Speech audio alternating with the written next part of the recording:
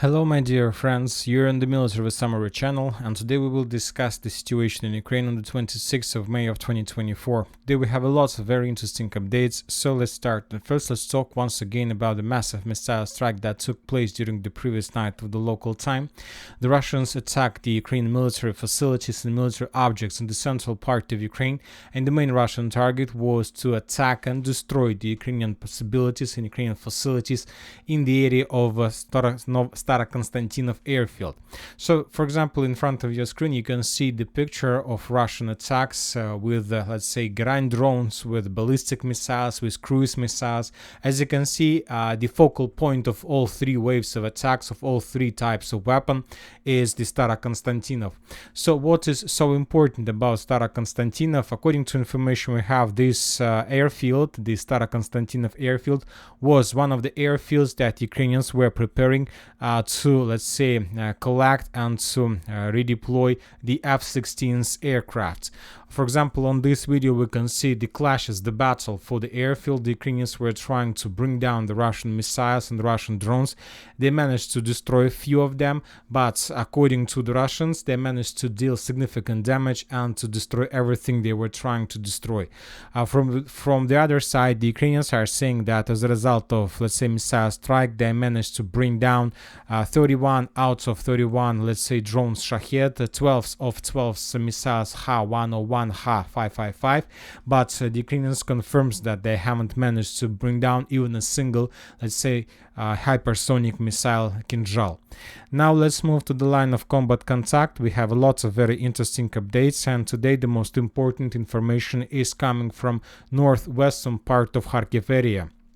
Zelensky today reported that, according to him, near the Ukrainian border, Russia is gathering another group of troops and is preparing to attempt offensive actions 90 kilometers from the Kharkiv to the northwest. This information was provided us by Zelensky. So if we summarize his words and if we calculate the distance in 90 kilometers, we can make a conclusion that the Russians are concentrating the forces in Grayvoron area. So, and it's logical, I have no doubts about this, because if you remember, during the previous, let's say, months, during the previous years and phases of the special military operation, the Ukrainians made two attempts to enter the territory of Russian Federation exactly from Grayvoron area. The first attempt took place, was made in 2023 after, let's say, the end of the battle for Bakhmut, right before the Ukrainian greatest counteroffensive, when let's say, Ukrainian proxy forces, Russian proxy forces entered Grayvoron region with the purpose to establish control over Kozinka, Grayvoron itself, but then the Ukrainian attempts, the Ukrainians attacks were repelled and Ukrainians were defeated and were forced to fall back. This year, a few months ago, the Ukrainians tried to make the same, but also those attempts were repelled by the Russians, and so that's why it's logical from the Russian side to create a buffer zone exactly along Grayvoron area. But when talking about the Ukrainian territory, the possible area where the Russians are going to create a buffer zone, we see that the distance between the borderlands, between Kozinka, let's say, and the village by the name of, let's say, Krykovka, is less than 30 kilometers.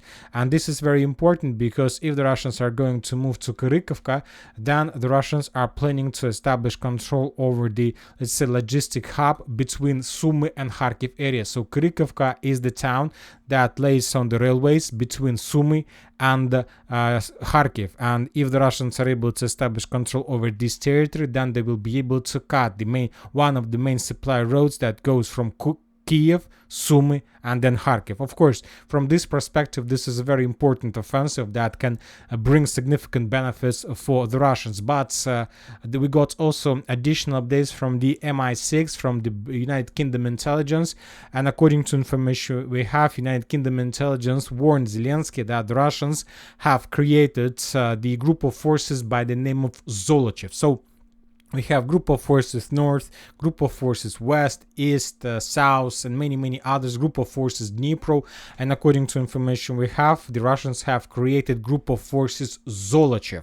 And this group of forces main target is to establish control over the city that the group was the name created for. So this is the village by the name of Zolochev, this is it. And according to MI6, the Russians are planning to attack on this direction with the purpose to establish establish complete control over this territory, and let's say to unite the buffer zone with the another direction with Liptsy area.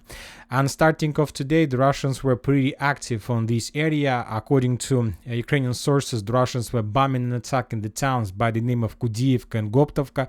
These are the towns we are talking about. Furthermore, we start receiving the first videos from Zolochiv direction. For example, on this video, we can see how the Russians managed to discover another multiple launch rocket system Grad, Ukrainian one, and as a result of Lancet strike, this multiple launch rocket system was destroyed.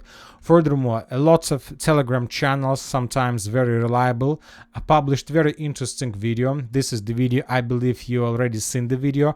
For example, according to the authors who published this video, on this short video, we can see already the clashes in Sumy region, so along the border, right exactly on this direction that we're just talking about.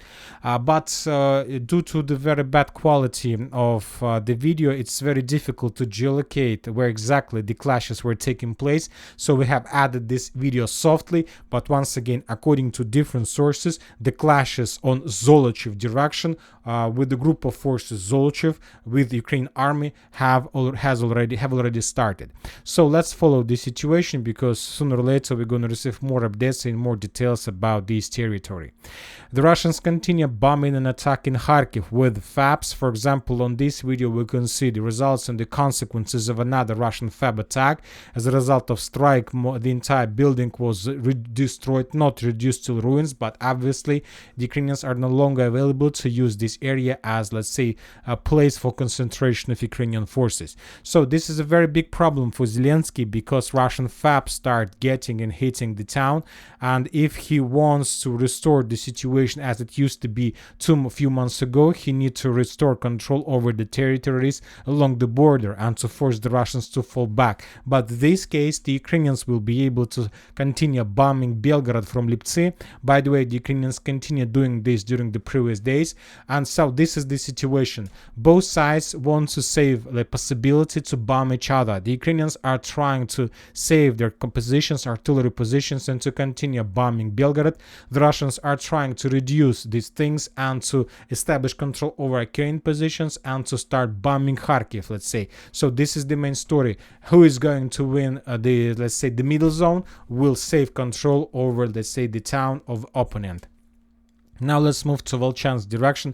During the previous 24 hours, we haven't received almost anything from the area, just few videos of how the Russians were hunting and destroying the Ukrainian positions. On this video, for example, we can see how the Russians discovered another radar INTPQ-50, and as a result of Lancet strike, that artillery system, that radar was destroyed, the radar of counter-artillery duels. When talking about Volchansk itself, as you can see, we have no geolocations, no updates about further Russian progress, whether the Russians managed to establish control over additional streets in the northern Volchansk, whether the Russians managed to establish control over the village by the name of Tikha. So nothing from direction. Probably tomorrow in the morning we're going to receive significant number of updates, maybe due to the fact that it's like holidays, weekend or something like this. We see no reports, no updates, and tomorrow probably we're going to receive a lot of them exactly from Kharkiv area. Now let's move further to Kupyansk direction. As we can see, during the previous 24 hours we got significant number of geolocations of how the Russians were as a result of counter-artillery duels. The Ukrainians lost significant number of artillery systems. The Russians were hunting the Ukrainian forces with FPV drones. The Russians were destroying and bombing the Ukrainian trenches, fortifications, everything on Kupyansk direction. And based on all these things, we can make a conclusion that the situation is getting worse and worse. Furthermore, the Russians managed to improve their positions in Kislovka, Kotlarovka, and Ivanovka, and the most important, the Russians continue offensive operation. Today we got some videos and geolocations from the Ukrainian side. For example, on this video we can see how the Ukrainian forces were bombing and attacking the Russian positions in Ivanovka, Kislovka, Kotlarovka. The video was published by the 4th Artillery Brigade of Armored Forces of Ukraine. This video confirms that the Russians managed to establish complete control over Kislovka, Kotlarovka, and Ivanovka.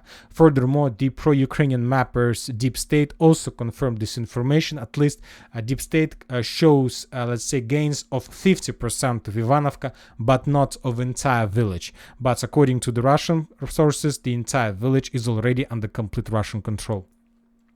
Now let's move to the south in direction of Berestova. Today, the Ministry of Defense of Russian Federation reported that as a result of successful combat operation, the units of the West group of forces managed to establish complete control over the village by the name of Berestova. So we have adjusted the map based on the Ministry of Defense report, and I'll remind you that just a few weeks ago, or maybe a week ago or something like this, the Russian sources, without any confirmations, reported that they established control also over the village by the name of Mesazharivka. So but this statement wasn't confirmed by any geolocation. Maybe it's true, maybe it's not, we can't know, we don't know for sure, but if we summarize everything, we can make a conclusion that the Ukrainians in Stelimakhovka have already appeared in half or semi-encirclement. So the Ukrainians in Stelimakhovka currently encircled from the Russian side, from the north, let's say, west, from the northeast, from Novoselovka, from the east, from, let's say, Kalmychiha, and from the south, from Mesazharivka. And most likely, after a very short operational pause, the Russians will start offensive operation in direction of this village with the purpose to force the Ukrainians to fall back. And if Ukrainians are not going to fall back, then the Russians will try to encircle them. Most likely, the Ukrainians will not fight for Stelimakhovka for a very long time. Most likely, the Ukrainians will be forced to fall back further to the west in direction of the village by the name of Lazova. So probably this is exactly what is going to happen during the next few weeks or maybe even few days, because the situation is critical. The Ukrainians are out of, let's say, resources. They don't have fresh forces, they don't have free forces, and if they have free forces, they're trying to redeploy them on the line, on the border to Sumy and to Kharkiv regions. Now let's move further to the south. We also received, right before we start making the video, updates from the villages by the name of Nadia in Novoyegorovka. According to pro-Russian sources, today the Russians intensified their activity in this direction, and currently there are very heavy clashes in Nadia and in Novoyegorovka. So basically, if we summarize everything and move updates on map, we can make a conclusion that the Russians on the line Raigorodka-Sergeyevka are trying to dig in deeper between the Ukrainian defense belts and trying to split the territory in two parts and to encircle the Ukrainians in Novoyegorovka, to encircle the Ukrainians in Nadia, and to reach the outskirts of the village Kopanki, Pershatravneva, Novosergeyevka, and Chernyshina. So this is another point of pressure from the Russian side. The Ukrainians once again don't have free forces, fresh resources to stabilize the line of combat contact, and most likely the Ukrainians will be forced to fall back from this direction as well. Now let's move further to the south in direction of Siversk, where we have also lots of updates. The Russian forces continue offensive operation. Today we got another video of how the Russians were storming Bilogorovka from the south. Significant, let's say, distance the Russian soldiers managed to bypass until they entered or reached the first defense belt in the vicinity of the landfill. It's a very long video, very long one, probably 7 minutes, showing the Russian were bypassing around 7 or even 10 kilometers, and in the end they reached the outskirts of the landfill and probably most likely they managed to capture. Still, we haven't received any updates confirming that the Russians established complete control over the Bilogorovka. On the other hand, we continue receiving updates of how the Russians were bombing and pummeling the territory heavily with Toslam tower systems. Maybe this video is old, we can't tell for sure, but for now neither the Ukrainians nor the Russians are showing any updates that can confirm that either the Russians or the Ukrainians control the territory. We have just one report from the Ministry of Defense that tell us that the Russians control the village completely. Now let's move further to the south in direction of Chasiv Yar. During the previous 24 hours, we haven't received almost anything from the area, just few videos of how the Russians were hunting and bombing the Ukrainian forces in the vicinity of the village by the name of Grigorievka, but when talking about additional progress or additional updates, we haven't received anything. We still haven't received receiving any update confirming the Russian progress, let's say, on the Ukrainian side of Seversky Donetsk Donbas canal. So for now, if we don't receive any updates in the near future, we will adjust the map and we will return Ukraine control over the territory back. Furthermore, we still haven't received any updates confirming that the Russians managed to reach Seversky Donetsk Donbas canal on the northern part of Chasiv Yar. So we haven't adjusted the map because the source reported that wasn't like 100% reliable. But anyway, we see no updates during the previous 24 hours. Just one video of total flamethrower strikes in the eastern Chasiv Yar, which confirms that most likely the Russia, under pressure of Ukraine counterattacks, were forced to fall back, at least from the, let's say, southern part of the eastern Chasiv Yar to in the area of, let's say, parking places. When talking about Klishchiivka, as you can see, no changes, no updates at all. The clashes continue, the Ukrainians continue falling back, but without any changes on the ground. Now let's move to Avdiivka area. We start receiving very interesting updates from the territory. The Russians, after a very short operational pause, renewed their offensive operation in many directions. Currently, the Russians are trying to push and trying to storm the village by the name of Novoalexandrovka. Probably we received a third day in a row updates about Russian attempts to attack, for now without any changes on the ground. Furthermore, we have very interesting video from Kalinova. On this video, we can see the Ukraine attempt to send Abrams tanks on the line of combat contact with the purpose to attack the Russian forces in the villages by the name of Arkhangelsk and Keramik, but as a result of FPV drone strike, the Ukrainian Abrams tanks was tapped. We don't know for sure whether the tank was damaged or destroyed, but the Russians are saying that they managed to stop and to turn the tank back.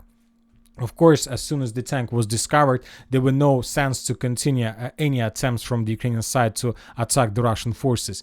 We have additional updates from Solovyova. The sources reported that the Russians made more attempts to attack Sokol from the south. The Russians made more attempts to attack the Ukrainians from the north, from Ocheretyne. So, as you can see, the Russians are targeting the main stronghold to the north of Sokol and Sokol itself. We have more updates about further attempts from the Russian side to attack Novopokrovsk from the south and Novopokrovsk from, let's say, Solovyova. We have lots of videos confirming that the Russians were pummeling and fabbing Novovasilovka Persha heavily, the main, let's say, logistic hub for the Ukrainians in Novopokrovsk. So using this village, the Ukrainians are sending and evacuating forces from and to Novopokrovsk itself. We have the final confirmation from pro-Ukrainian sources, Deep State, showing complete control over the village by the name of Umansk. Furthermore, according to pro-Ukrainian sources, the Russians managed to establish complete control over the water barrier. So according to pro-Ukrainian sources, this territory is already under complete Russian control. We will adjust the map, we will add a gray zone, because this territory probably is under Russian control, because there is no way how the Ukrainians can be there. If they are there, that means they are there in a cauldron or something like this. Now let's move further to the south. The Russians published another video of raising their flag in the central part of the village by the name of Nitailova. The village fell very fast, much faster than Pervomaiska. Most likely the Russians are going to continue moving further, but before moving further to Karlovka, the Russians still need to do one thing. They need to clear the farms to the south of Nitailova.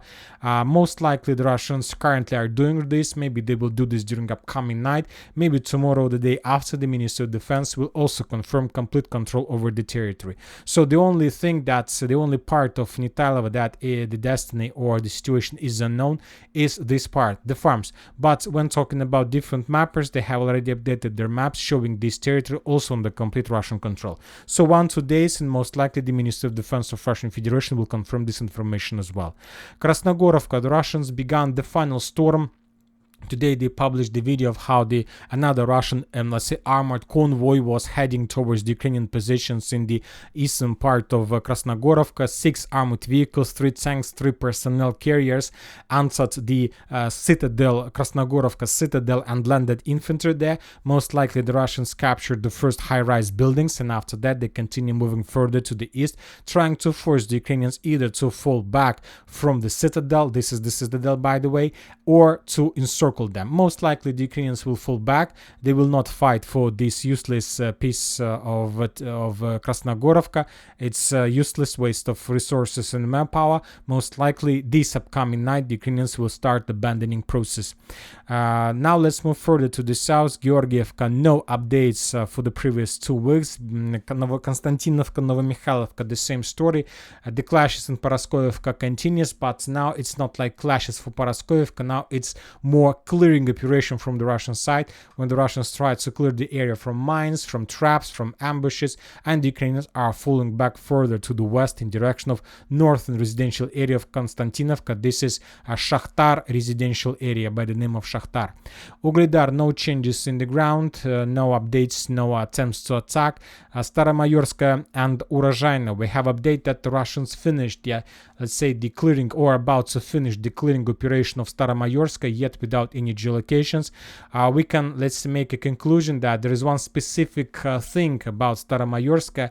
This is the town, this is the area where the Russians are using massive motor forces, motor assault troopers. The Ukrainian sources also published the video of how they were FPV droning the Russians on the motorcycles. Significant number of bikers moving across, let's say, Mad Max video across Staromayorsk, trying to clear the area. They're very fast, very flexible, so that's why the Ukrainians sometimes don't have enough of time to react, because when they start sending FPV drones, the Russians already captured this or that stronghold and basement or shelter. So once again, most likely during the next few days, the Ministry of Defense of Russian Federation will also announce about complete control over the village itself. So as you can see, currently the Russians are trying to make a thing that every single day they announce about another town. Every single day we got another town captured by the Russians, So the next few days we're going to receive some updates, probably Staromayorsk, Nitailova, Umansk, lots of villages, and of course the Russians are about to finish Krasnogorovka, Urozhaina. So it's like this list is endless sometimes, it seems, but the Russians are about to start new offensive that we will discuss in a moment. So the Russians continue pummeling Urozhaina. Now let's move further in direction of Robotyne. Very interesting reports are coming from Novodanilovka. The most important is that after probably Ukrainian greatest counterattack in 2023, for the first time since for the previous years, the Russians start bombing Novodanilovka itself. The last time probably the Russians were bombing this territory was a year ago.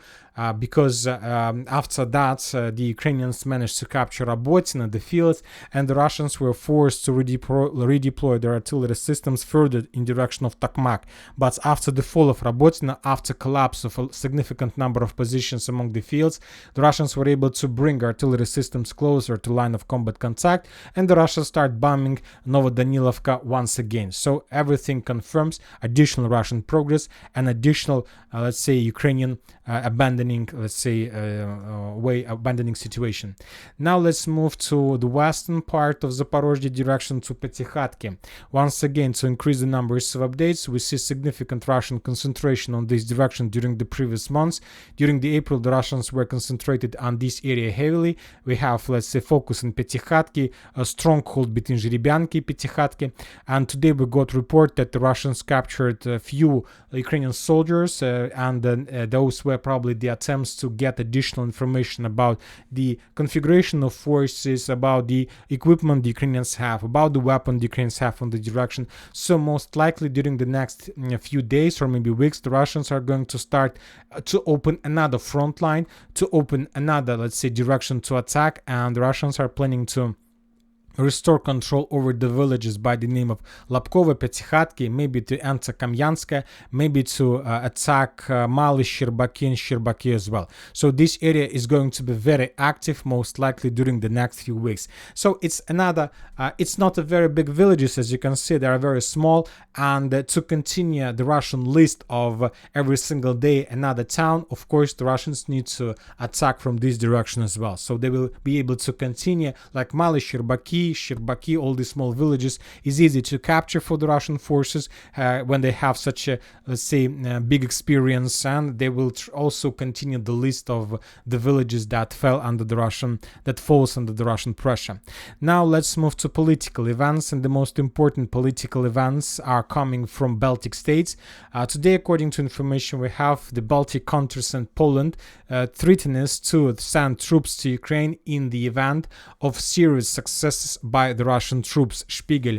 If the Russian armed forces achieve a strategic breakthrough in eastern Ukraine, because the West is helping without much, let's say, enthusiasm, then the situation may worsen sharply. In this case, the Baltic countries and Poland will not wait for the deployment of Russian troops on their border. Baltic politicians warned. So I believe that they're telling the truth, but at the first stage of all these attempts and the redeployment of forces, they're talking about instructors who will train the Ukrainian forces on the ground, let's say, to shorten the process from mobilization till sending to the line of combat contact. But of course, when the mobilization resource will be reduced to zero, all these instructors and all these forces will be also involved in the line of in the battle with Russian forces.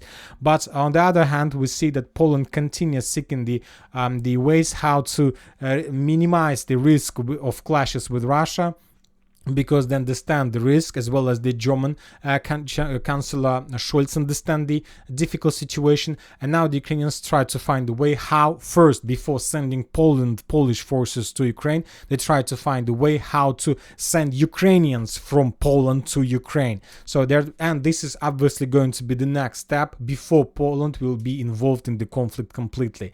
Olaf Scholz stated that Germany will not provide Ukraine, let's say, the long-range missiles, because they understand that these missiles should be maintained and configured by the German officers, which means, of course, the involvement of Germany completely and fully in the conflict with Russian Federation. Scholz wants to help Ukraine, but he wants to, let's say, avoid the complete, let's say, escalation of this war and with European countries. And that's it for today. Military Summary channel reminds we condemn any violence in the world. Thank you for watching. Subscribe to my channel, put your likes to my Patreon, and have a good day. Bye bye.